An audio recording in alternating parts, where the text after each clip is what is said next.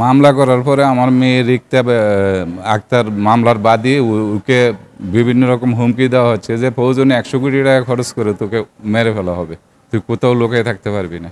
আমাদের আবার press conference করার কারণ হচ্ছে যে ঘটনার প্রথম দিন এবং দ্বিতীয় দিন সেনাবাহিনী 2 জনকে গ্রেপ্তার করছে এবং তৃতীয় দিন র্যাবের 6 জনকে গ্রেপ্তার করছে ঢাকা থেকে, কিন্তু পরবর্তীতে পুলিশ প্রপার কোনো অ্যাকশন নিচ্ছে না। তো আমাদের সন্দেহ হইতেছে কোনো পুলিশ মানে ভালো কোনো অ্যাকশন নিচ্ছে না, এর জন্য আমরা আরেকবার এটার সাংবাদিক সম্মেলনে আসতেছি সবাইকে আবার নতুনকে জাগরণের জন্য। একটা মোবাইল চুরির ঘটনা নিয়ে ঘটনা হয়েছে। মোবাইল চুরি হয়েছে যে 3 দিন আগে। নিহত রুবি এবং ওর মেয়ের জামাই মোবাইলের দোকানের কর্মচারী একটা মোবাইল চুরি করছে, তো ওর জন্য মোবাইল চোরকে মারধর করা হয়েছে। তো ওরা বলতেছে যে মারধর করছো, মোবাইল পেয়ে গেছো, এখন তো ওদেরকে ছেড়ে দিলে পারো। তো এটা নিয়ে এক সংঘবদ্ধভাবে সমস্ত গ্রামের মানুষ একত্রিত হইয়া পূর্ব পরিকল্পনা অনুযায়ী আগের দিন পরিকল্পনা করে পরের দিন ঘটনা ঘটাইছে। আমি সচক্ষে দেখি নাই, আমিও আপনাদের মতো ছবি দেখছি।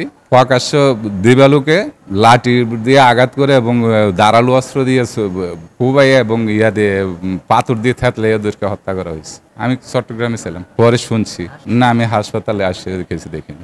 ঘটনার সুষ্ঠু তদন্ত করে প্রকৃত দোষীদেরকে যেন শাস্তির আওতায় আনা হয়। আমার মেয়ে রয়েছে 2টা এবং আমার মেয়ের জামাই আছে। মামলা করার পরে আমার মেয়ে রিক্তা আক্তার মামলার বাদী ওকে বিভিন্ন রকম হুমকি দেওয়া হচ্ছে যে প্রয়োজনে 100 কোটি টাকা খরচ করে তোকে মেরে ফেলা হবে, তুই কোথাও লুকিয়ে থাকতে পারবি না।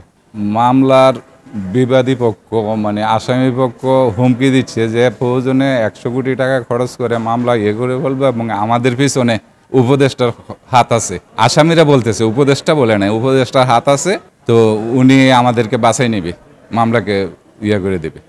আমাদের এরকম কোনো বিশ্বাস হচ্ছে না যে উপদেষ্টা এর পিছনে আছে, কিন্তু আসামিরা বলতেছে যে এরকম উপদেষ্টা আমাদের পিছনে আছে। আর যে মূল আসামি শিমুল চেয়ারম্যানের সাথে ওদের নাকি আত্মীয়তা, ওরা বলতেছে আর কি, আমরা সঠিক জানি না।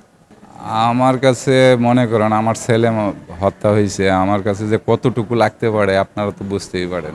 পৃথিবীতে সবচেয়ে কষ্টের জিনিস হইল বাবার কাঁধে ছেলের লাশ। তা আমি চাই আমার ছেলে হত্যার সঠিক বিচার হোক।